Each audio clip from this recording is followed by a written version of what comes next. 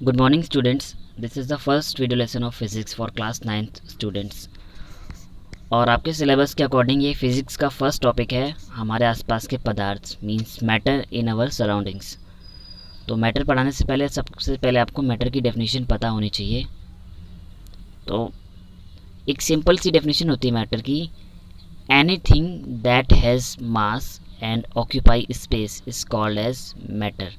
यानी हमारे आसपास की वो सारी चीज़ें जिनके पास अपना एक मास यानी कि अपना एक पर्टिकुलर वेट होता है और वो कोई ना कोई जगह घेरे, उनको बोलते हैं मैटर।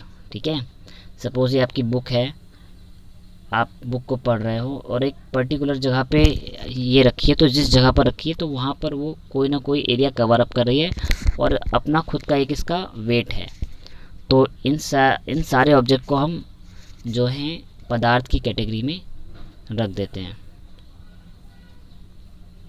इसके बाद कुछ और बेसिक चीज़ें हैं पदार्थ के बारे में या मैटर के बारे में, वो देख लेते हैं। तो पदार्थ कणों से मिलकर बना होता है, means matter is composed of smallest particle. छोटे छोटे पार्टिकल से मिलकर हमारा पदार्थ बना होता है, चाहे कोई भी पदार्थ हो।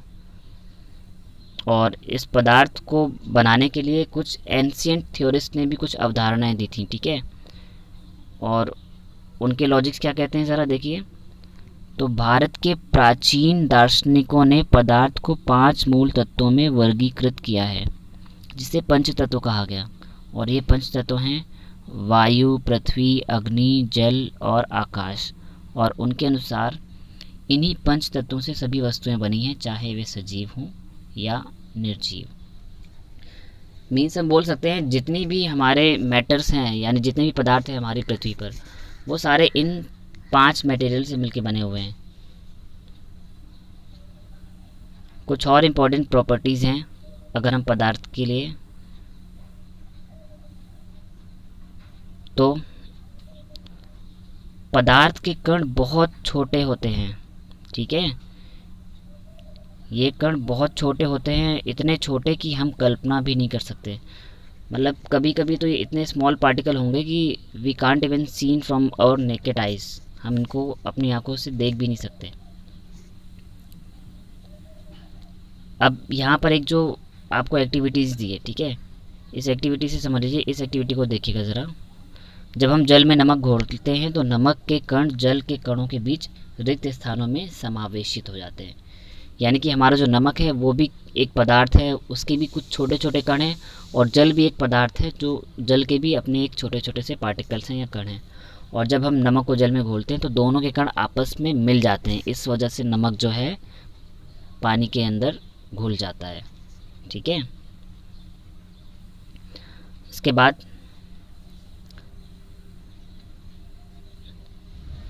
पदार्थ के कणों के अभिलाक्षणिक गुण क्या हैं भाई। तो पदार्थ के कणों के बीच रिक्त स्थान होता है, यानी कोई भी मैटर हो उसके पार्टिकल्स के बीच में रिक्त स्थान होगा।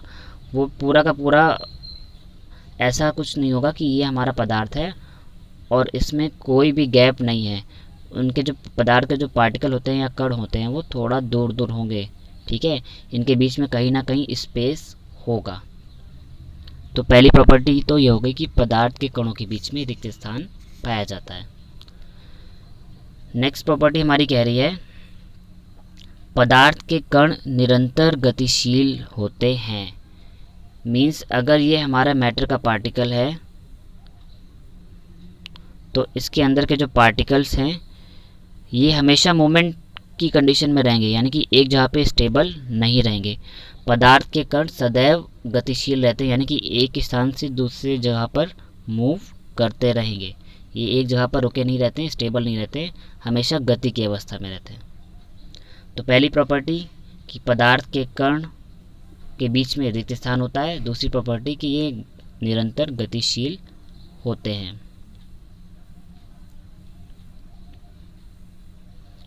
इसके बाद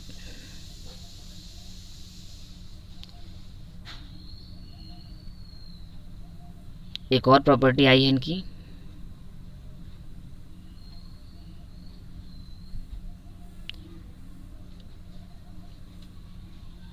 कि पदार्थ के कण एक दूसरे को आकर्षित करते हैं।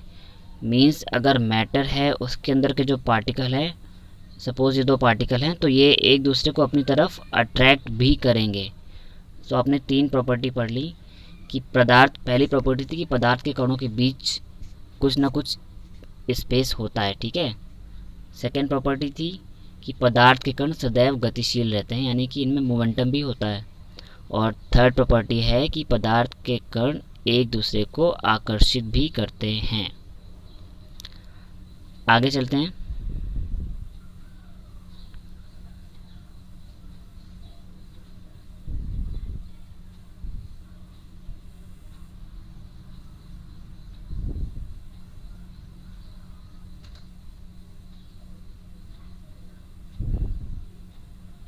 अब हम पढ़ेंगे पदार्थ की अवस्थाएं, और ये पदार्थ की अवस्थाएं शायद आप लोग क्लास 9th में भी पढ़ चुके हैं, यानी कि स्टेट्स ऑफ मैटर। तो जब हम पदार्थ के अवस्थाओं की बात करते हैं तो आपने बेसिकली क्लास 8th में पदार्थ की 3 अवस्थाएं पढ़ी होंगी, ठोस, द्रव और गैस। तो यहाँ पे भी सेम वो 3 अवस्थाएं हैं और इन्हीं 3 अवस्थाओं के बारे में हम स्टडी करेंगे। तो भाई तीनों अवस्थाओं में क्या डिफरेंस होता है उन्हें हम क्लियर कर लेते हैं। तो जो सबसे पहली हमारी अवस्था है पदार्थ की, वो है ठोस अवस्था। अब ठोस अवस्था में और द्रव अवस्था में और गैस अवस्था में क्या डिफरेंस होता है, बहुत माइनर से डिफरेंसेस होते हैं, ठीक है। तो इनकी प्रॉपर्टीज़ को ज़रा हम डिस्कस कर लेते हैं।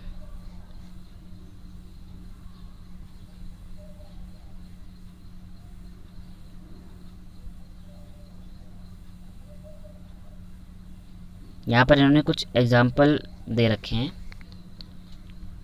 लाइक निम्नलिखित वस्तुओं को एकत्रित करें, लाइक पेन, किताब, सुई और धागे का टुकड़ा। तो इन वस्तुओं के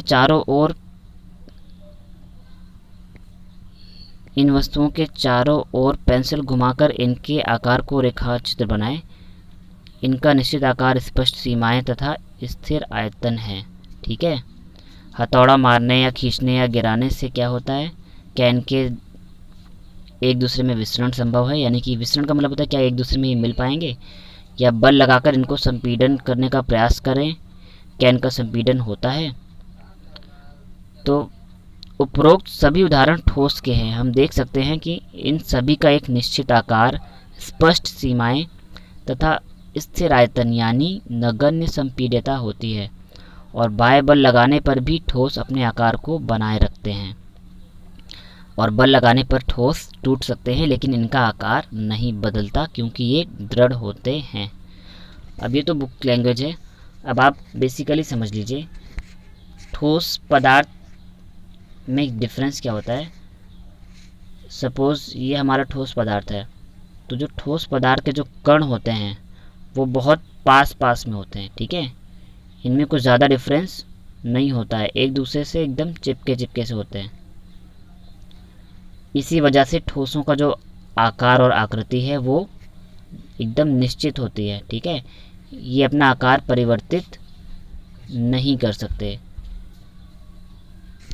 किसी भी आप लोहे की रॉड को लो, ठीक है, तो आप उसे तोड़ सकते हो लेकिन आप उसे किसी दूसरे शेप में नहीं ढाल सकते। अगर उसको दूसरे शेप में ढालने के लिए कुछ और प्रोसेस होती हैं, वो हम आगे पढ़ेंगे, ठीक है। तो बेसिकली हम ठोसों का एक निश्चित आकार होता है, निश्चित आकृति होती है। पहली तो प्रॉपर्टी ये हो गई, यानी कि ठोस अपना आकार नहीं बदलेंगे।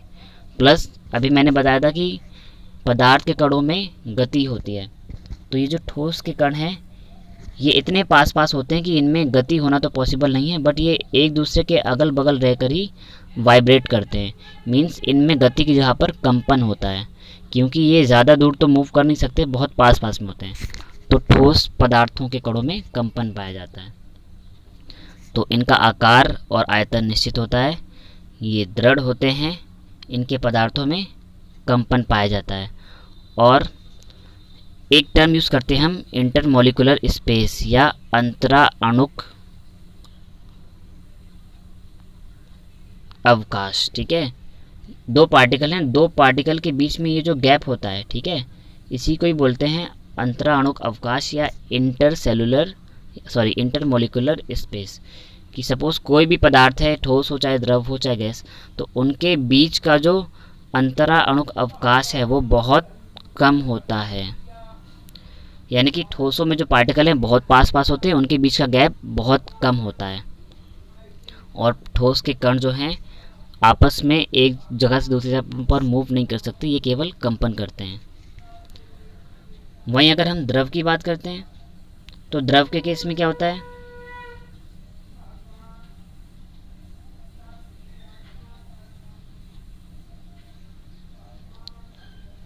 तो द्रव के जो पार्टिकल हैं वो ठोस के कंपैरिजन में थोड़ा सा दूर दूर होते हैं।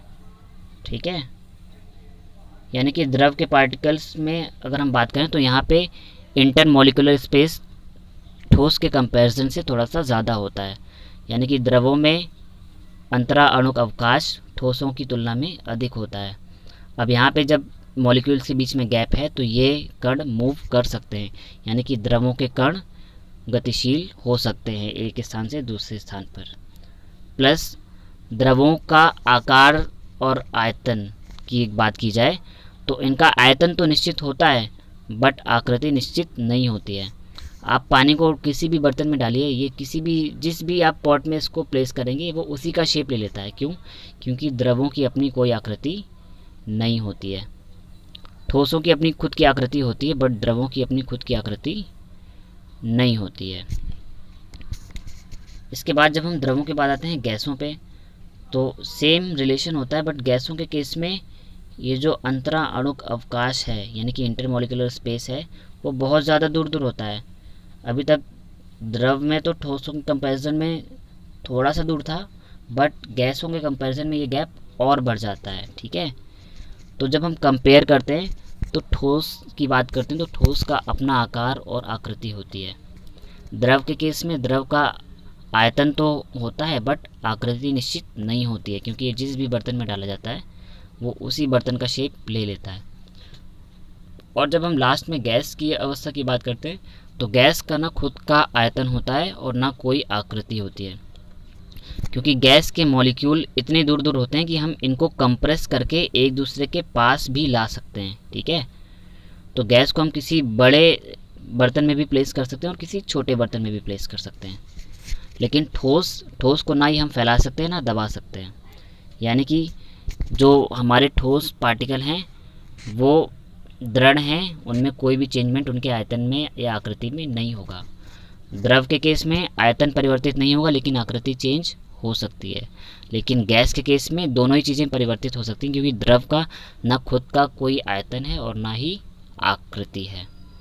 तो ये तीन अवस्थाएं थी जो कि मैंने आपकी आज की क्लास में डिस्कस किए, ठोस, द्रव और गैस, और नेक्स्ट वीडियो लेसन में हम इसके आगे चलेंगे। So thank you students.